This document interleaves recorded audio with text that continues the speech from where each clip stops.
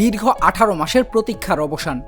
আজ আবার নির্বাচিত রাজনৈতিক সরকারের হাতে ফিরছে বাংলাদেশের রাষ্ট্র ক্ষমতা। পরিবর্তনের এই মুহূর্ত ঘিরে দেশ জুড়ে তৈরি হয়েছে নতুন প্রত্যাশা, নতুন হিসাব নিকাশ আর নতুন রাজনৈতিক বাস্তবতা।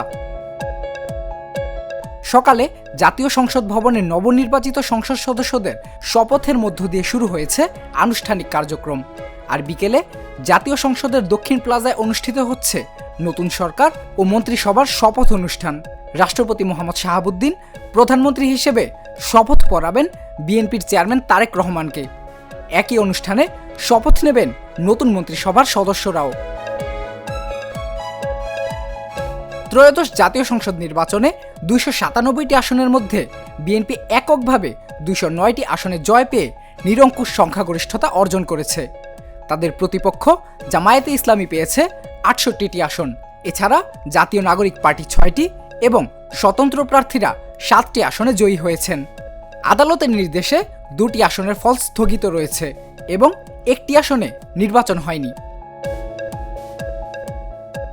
এবারের নির্বাচন দেশের ইতিহাসে একটি ব্যতিক্রমী ঘটনা হিসেবেও বিবেচিত হচ্ছে, কারণ প্রথমবারের মতো জাতীয় নির্বাচন ও গণভোট একই দিনে অনুষ্ঠিত হয়েছে। আওয়ামী লীগ অংশগ্রহণ না করায় নির্বাচনটি মূলত বিএনপি নেতৃত্বাধীন জোটের প্রাধান্যেই অনুষ্ঠিত হয়।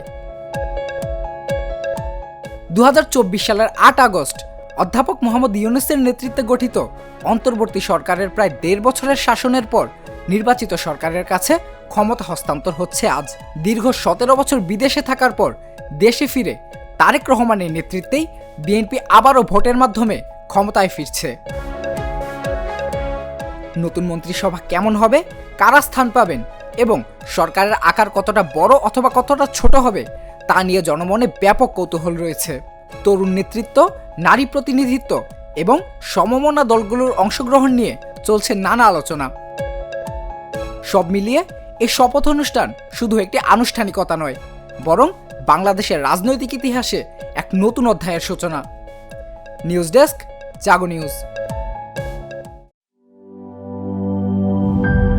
গ্লিটারের টুইন লেমন ও অ্যান্টিব্যাকটেরিয়াল ফর্মুলা বাসনকে চকচকে জীবাণুমুক্ত করে আমাদের দেয় গ্লিটার গ্যারান্টি।